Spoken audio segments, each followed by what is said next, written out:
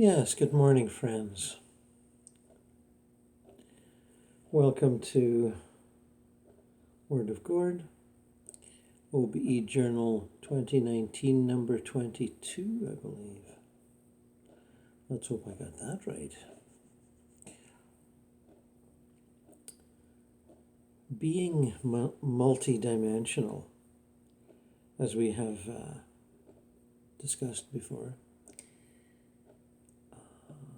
can seem like a burden, can seem overwhelming, can seem like something you want to run away from.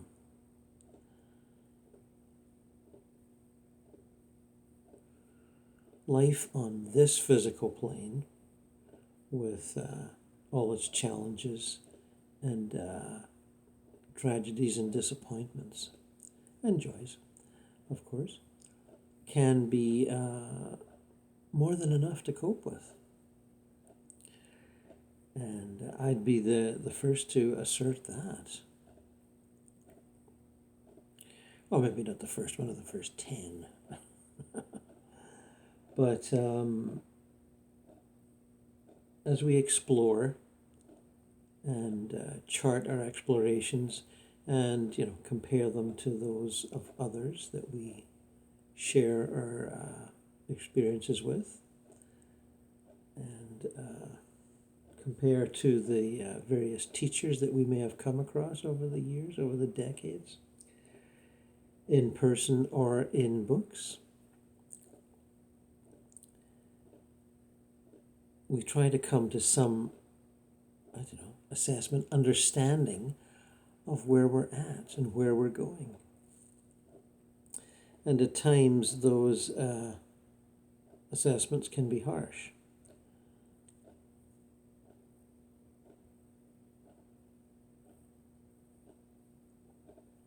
We can be hard on ourselves if we're not making the progress we perceive as possible.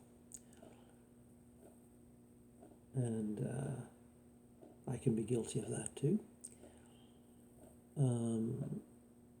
Multidimensionality is a goal, or shall I say, realizing one's already existing multidimensionality is a goal. And sometimes we are excited about achieving that goal, and other times we shy away from it, feeling like it's just too much, that it cannot be realized on a continuous basis, but only on a basis of glimpses and short visits.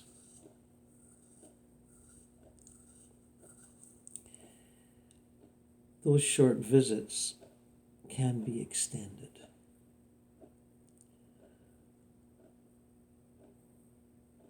And when we look at the various teachers we have come across, the various ascended masters, the various high achievers, we realize that it can be done. Although we have a tendency to make heroes out of teachers and high achievers, and feel that what they can do, we probably cannot. Maybe not even in this life at all.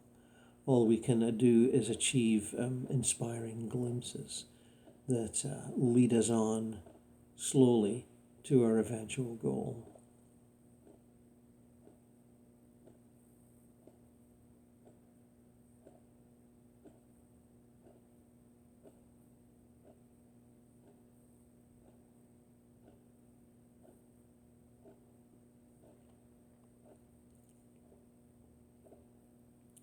And of course, there are a number of ways of defining that goal. Continuous consciousness, no unconsciousness, no abdicating of responsibility for one's actions or the karma of one's actions. understanding with full acceptance the creation of our personal reality, creation and maintenance of our personal reality.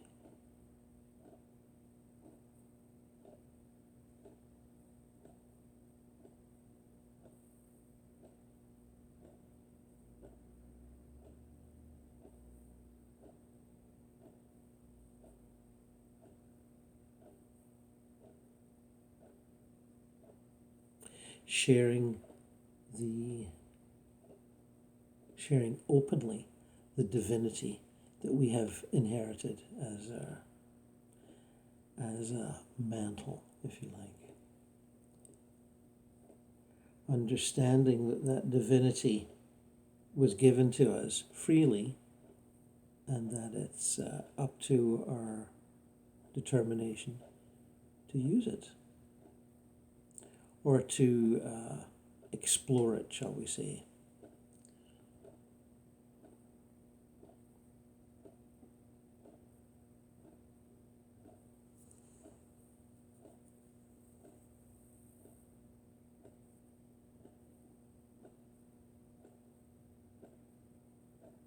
That we exist on different levels, different aspects of ourselves, going all the way up to the monad.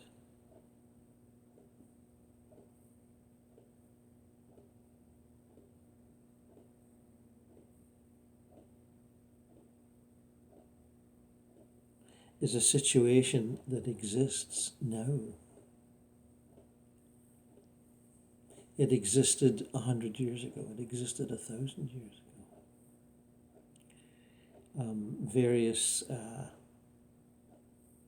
mental limitations, either self-imposed or absorbed from families and cultures and religions, kept us shy of that realization.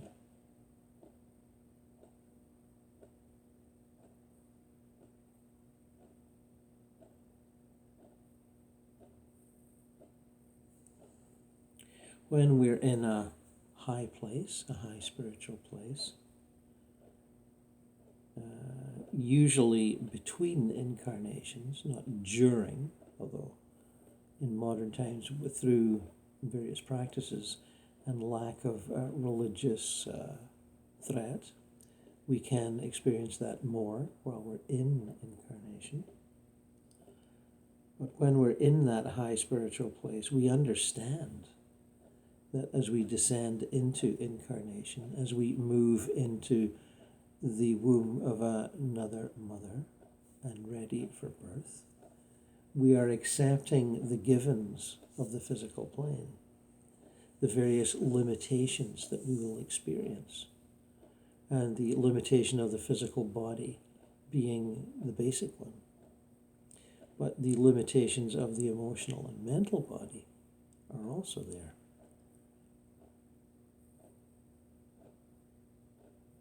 The outlets we were given by organized religion of almost any kind in previous centuries were limited to either prayer or meditation. Well, ritual too, church services, temple services, meditations, contemplations, which would point us in a certain direction, guide us towards certain goals. And those goals would be officially approved goals, goals that would keep you within the flock and supporting the priesthood. In the same way that you would be given goals that would support the economic structure of your society and the aristocratic elite.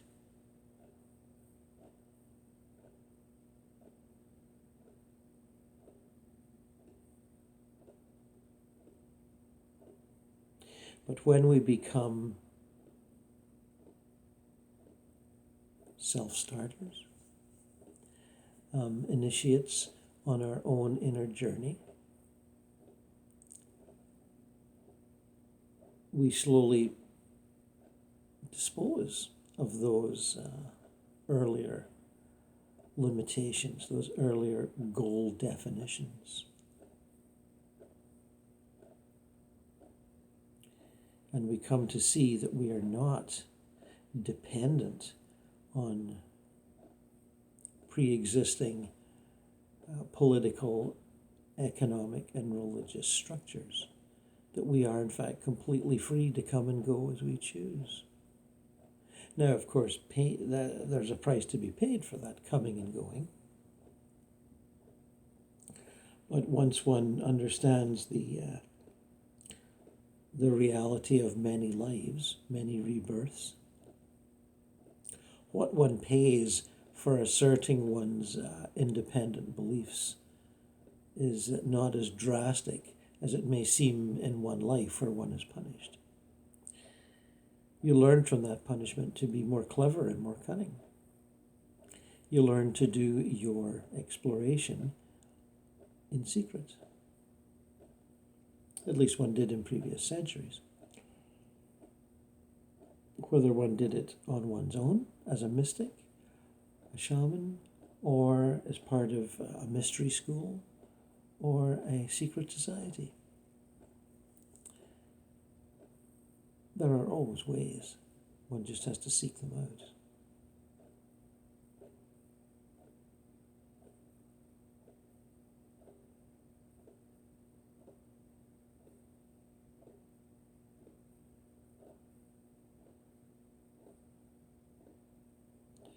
The aspects of yourself, and you listening to this, as am I, are an aspect of your greater self, not just the ones out there. We are aspects too. We are not the source. We are the extension.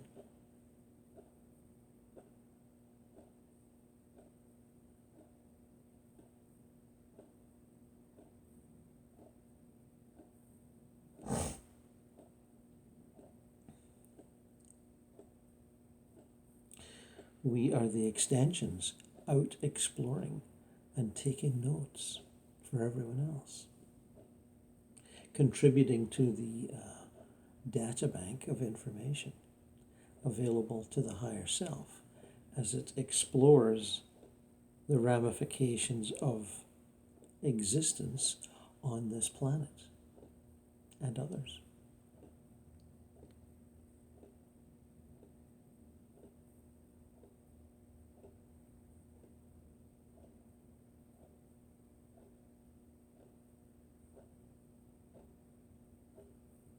Is it all about information?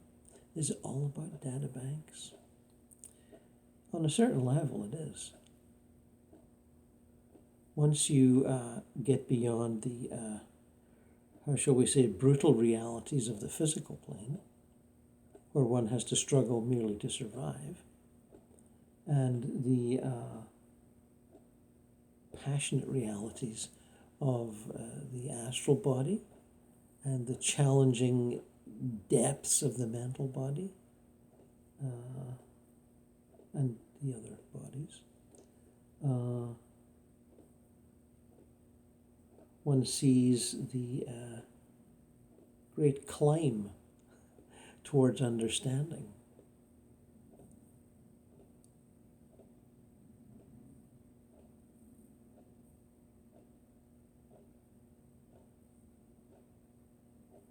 There are many stages on that climb, as there are with mountain climbers, where tents have to be pitched and rest has to be taken.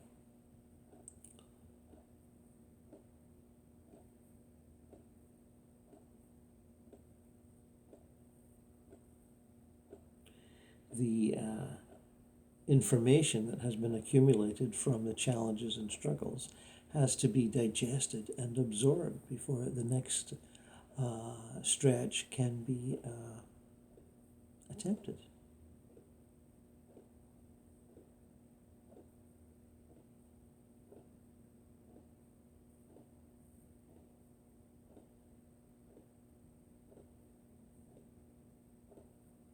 And of course, there are many occasions when the journey seems interminable the goal will never be reached.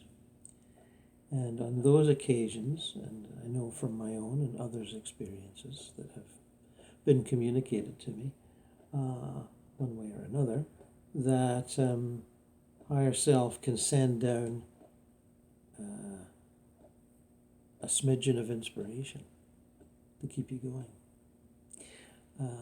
Moments of greater vision and understanding that will suddenly open up to you one way or another, where one sees the greater purpose behind an entire arc of incarnations rather than the small victories within one incarnation. We can and do set up journey arcs over several incarnations when we're in high spiritual places doing that sort of thing. We can look forward 2, 3, 4, 5, 6 incarnations and see how various plans that are set in motion and resolve themselves one way or another. It doesn't have to be a victory or a triumph, it can just be an experience, will set you up for a certain resolution 5 incarnations down the line, as it were. And they're only down the line when you're in incarnation. When you're not in incarnation, there tends not to be this linear perception. Although that again depends on how spiritually high one gets in the discarnate state. There are many people, many souls on the astral plane that don't achieve that. They have a pleasantly joyous astral life within the parameters of the belief system that they have brought with them from the last incarnation, a religious belief system quite often, although sometimes it's political. People often go through their astral plane life as committed Christians. They also go through their lives as committed Democrats, as in lovers of democracy. And others do lean on the structure of the family. The extended family, which in itself is like a small tribe, often provides the support structure for a belief system in the astral plane. Parents, grandparents, cousins, all this sort of thing, ancestors. Think of how many times you see people talking about ancestors and respecting ancestors and all that sort of a thing. It's merely another belief system. It's not any more righteous or real or instructive than any other belief system. It has its limitations, very distinct limitations. One of which being the realization that you in an earlier form are in fact one of your ancestors.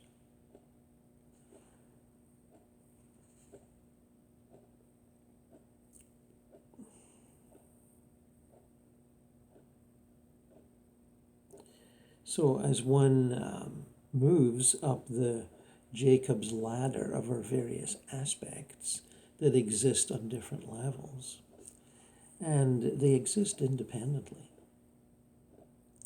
They are not dependent on you visiting them and turning on the light bulb of consciousness when you get there. It may seem like that on your travels, but that's not correct. They exist independently. And they are aware of you and your struggles and your challenges. But they're not necessarily interfering or even helping. They have their own lives. And when you visit with them, just as when you visit with your deceased loved ones, you can in fact ask them about their lives and feel what their existence means to them on a moment-to-moment basis.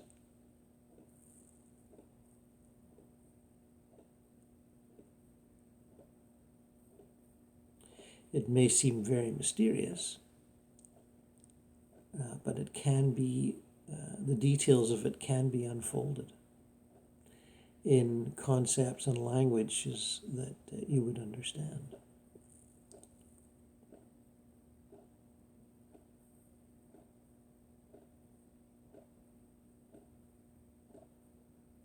We've done many merges and attempts at merges with higher self over this series of OBE journals. So some of you are quite familiar with that.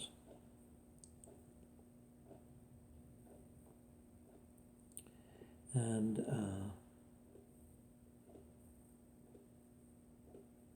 that are, visits to spirit guides or encounters with them, shall we say, and various teachers.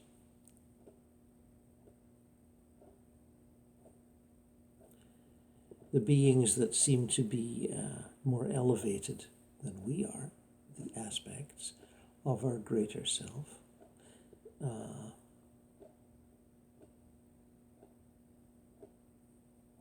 It is possible to fall into an extended praise of their abilities and extended consciousness. And when one does that, one denies that extension and expansion to oneself. It's easier to praise it in others than to realize it in yourself.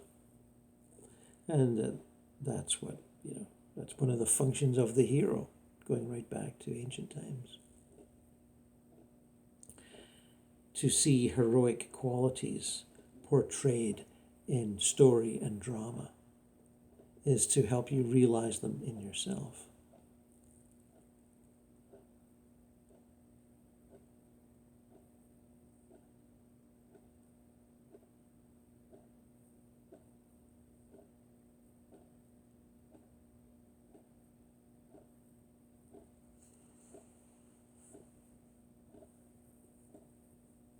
So how multidimensional are we, really?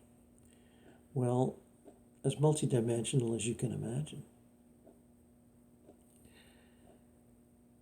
The level that we exist on here on the physical plane is so limited and strict in what we can do and what we can accomplish with basic physical plane methods. That we have a great difficulty perceiving the various levels of the unlimited state. Doing out-of-body travel or consciousness projection is a real help, because at that level we can travel. We can go through the physical plane like an adventurous ghost. We can travel the various levels of the astral as a slightly more enlightened explorer. And of course there are various levels of that enlightenment on the astral. People tend to find their comfort zone and stay there, whether projecting or quote unquote being dead. And who can blame them? Paradise is a wonderful place to be. And although there are many paradises designed for many levels of personality and many tastes, there is life beyond paradise. And there is existence, and there is greater consciousness.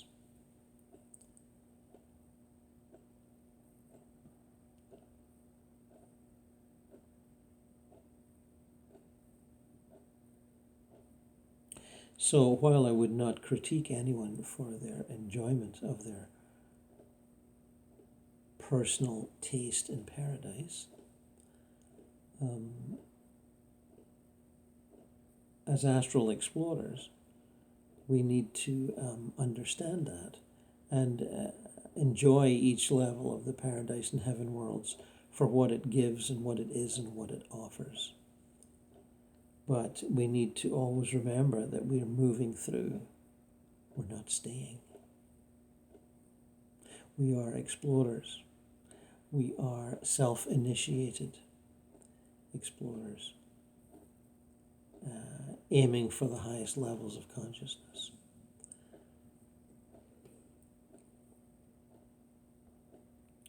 So while one can be in the upper astral or mental planes and experience the great beauties and magical accomplishments in both landscape and, how shall we say, urbanscape, the astral cities are incredible, no doubt about it, as are the upper astral landscapes. Creations of almost indefinable beauty and radiance, constant inspiration, constant, almost exhausting inspiration. Especially if you don't raise your vibration quite high enough to be on that level. You're close, but you're not quite there. You'll find that you can be in places that can exhaust you because their energy is greater than your then current ability to absorb that energy, and it just wears you down. You can't be there for terribly long. And so you move down to a lower level that you can cope with better. And when I say lower level, I'm not talking about anything hellish. I just mean slightly lower on the astral.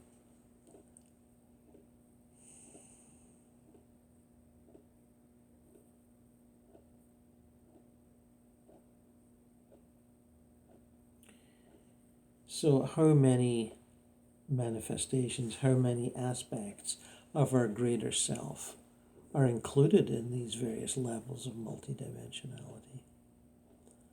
Well, I care not to put a number to them. I suspect that whatever number I put to it will be off. More than 3 or 4, let's put it that way. And as I say, they're independent beings.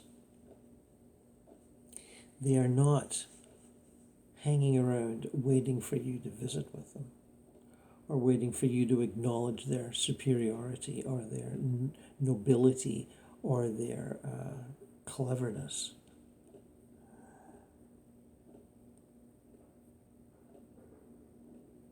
They are always expanding and learning just like we are.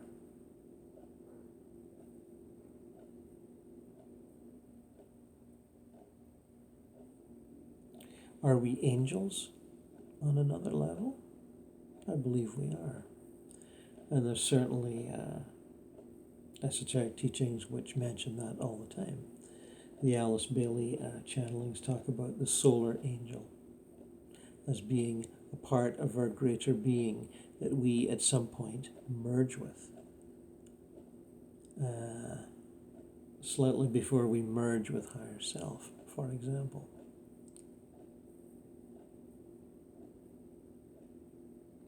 I believe, yes, I know I did. I read a little sequence from V. Van Damme's books where he talks about merging with his solar angel and the sort of exhilaration of doing so.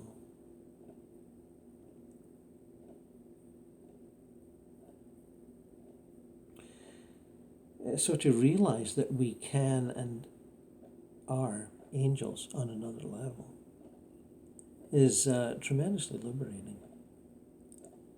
It doesn't cease our dependence on angelic intervention, but it shows us another aspect of it, another angle that we hadn't previously considered. Existing as beings on other planetary systems, they're aspects of ourselves. I'd been hearing whispers and rumors about this for many years, and I've come to realize it myself more recently. At first it seemed a little too wild and crazy, but various people that had attended courses at the Monroe Institute, would advanced courses, would talk about this, that part of us is an alien being somewhere. And those parallel incarnations, those parallel realities where people have dreams and see themselves, visit themselves in a completely different life on Earth in a physical plane. Let's say a self-employed carpenter has a dream where he's sees himself in another city on another continent functioning as a female executive,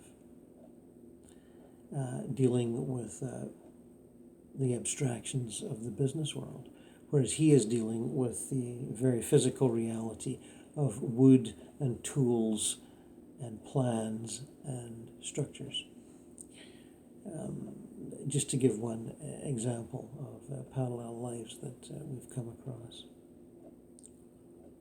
And those, when I say are parallel, those, what I mean is two beings, two souls existing on the planet in the same time frame that are from the same higher self and are closely related in energy or spirituality.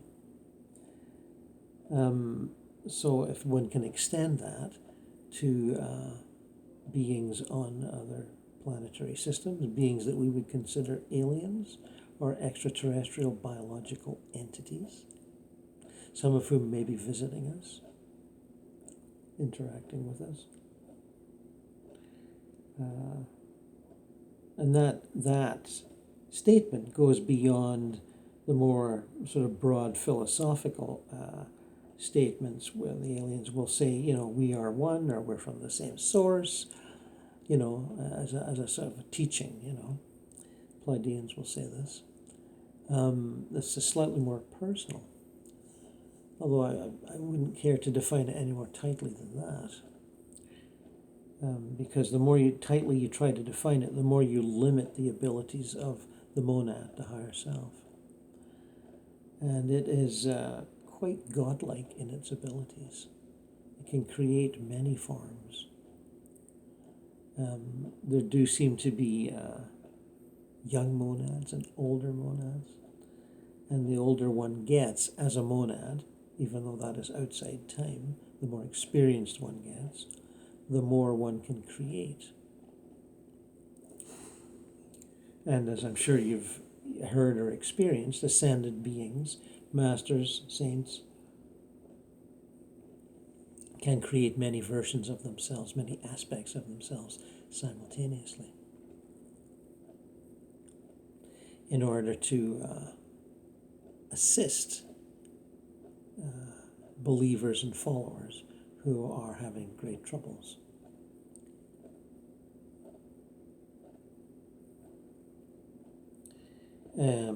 On a more limited level, we as explorers and self-initiated explorers can do the same.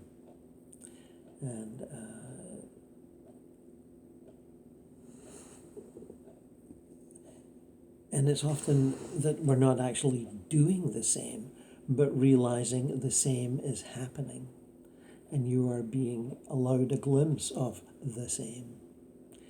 As in my experiences some years ago in More Adventures in Eternity, where I realized there was at least 4 versions of me on the astral plane leading independent lives who were not physically incarnate, but were quote-unquote created by the monad that I have emerged from at the same time, but were not sent down to the physical level. I was. And that's dealt with in detail in that book, or Adventures in Eternity. That was a realization that that situation already existed. It didn't come about because I in some way created it. It came about because I was ready to accept the reality of it, finally, after many years. There's lots of things that happen that as a result of your increasing ability to accept the seeming wild craziness of it all. When you find yourself rejecting certain things because they seem too wild and crazy and too just bizarre for belief, then that's usually something that is actually going on. Because it's the bizarreness of what one is able to do at higher levels is truly astounding to the physical being, the limited physical being. I think the recent, last decade or so anyway, increase in people taking psychedelics, and of course the internet makes it easy for them to talk about it. Their experiences, especially with DMT, of other beings completely other than the humanoid being, and their ability to recreate realities on a continuous basis, like endlessly unreeling cartoon films, where the same thing never happens twice. That is going to be a great help in bringing the understanding of high consciousness to the average person. I see lots of young people are doing this, and they're arriving at understandings a little fuzzy and a little not quite focused, but they are arriving at those understandings at a very early age. And that's a good thing. It bodes well for the quote-unquote future. The realities, the consensus realities of the astral plane, where millions and millions of dead people live, enjoying their paradise worlds and their heaven worlds, and exploring the religious systems that they brought with them, as you know, whether it's Hinduism, Buddhism, Christianity, or Muslim faith, or any number of slightly lesser known ones. They tend to be fairly solid and reliable, because that's what people want. That's their comfort level. Now, they may be exquisitely beautiful, but the forms are solid. Those gorgeous crystal cathedrals on some of in the Christian heavens are solid. They're not morphing all the time. The divinely gorgeous alpine valleys, and I use that as a generic term, in the mountain landscapes of the astral plane, they are solid to the astral beings that are on them. The beautiful lakes and waterfalls and forests and nature reserves, the gorgeous little villages that people live in, the quaint small towns, the remote cabins and farmhouses that some people prefer to live in, including a few dead friends of mine, I might add. They're solid. These experiences on DMT and other psychedelics where people encounter non-humanoid or seemingly non-humanoid beings, self-replicating machine elves, as Terence McKenna called them, the ones that are constantly morphing and creating stuff as they morph, as they change shape all the time. They exist at a higher level. They do not need a permanent fixture of a beautiful reality to slot themselves into. They're beyond the need for that. They are living in a place where it's endless fun to be endlessly creative and creating forms non-stop. They have released themselves from limitation to that level, where they themselves, as a being, can change shape all the time. And as they do that, they can shoot out images of patterns and miniature realities that themselves are constantly evolving, morphing. So they're showing you the joys of endless creativity, that the, how shall we say, universe builders, and if you look at the scientific stuff about the expanding cosmos that seems to be constantly expanding, and the number of planets and stars that are already there, you can see quite clearly the reality of beings that are universe builders, planetary architects, the devas that we've read about in V. Van Dam's books. This stuff's going on all the time.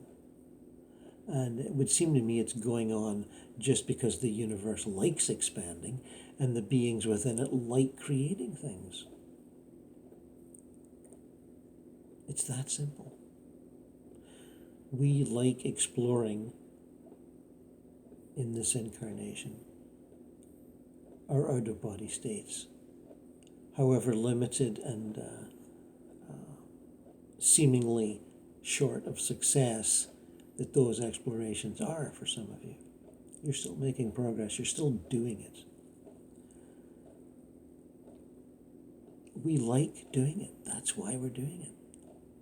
And the self-replicating machine elves and the universe builders and the planetary engineers, they're doing it because they like doing it. They're challenged by it.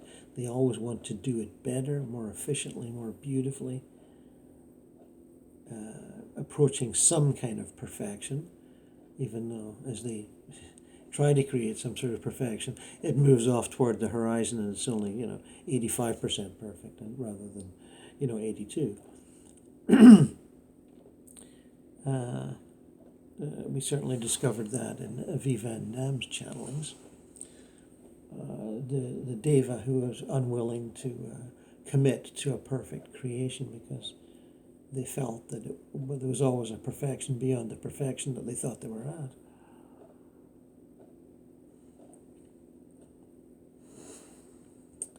And then, of course, there's the perception that we are always in a state of perfection, evolving perfection, that everything is perfectly balanced as it is in its shortcomings and imperfections and seeming injustices.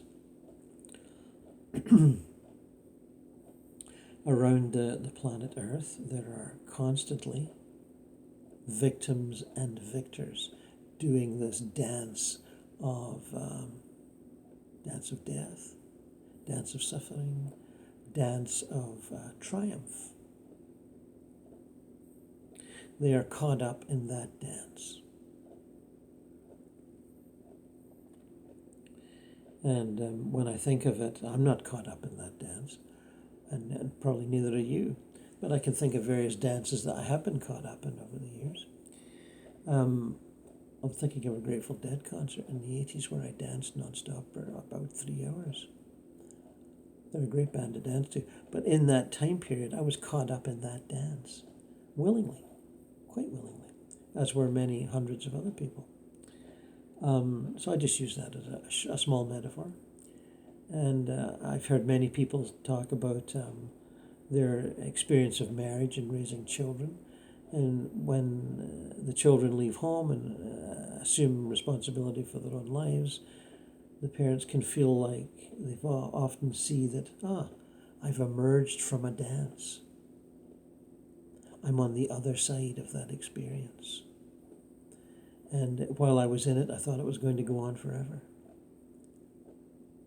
So I've heard the same thing from people that eject themselves from confining religious belief systems.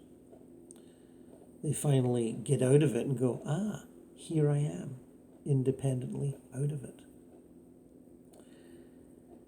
So understanding that as a metaphor, that's our journey, the constant going forward to greater and greater levels of freedom and exploration of divinity. We are completely unlimited, and we are completely multidimensional. And I'm sure we'll explore that in another show. So until then, friends, so long, good luck, love.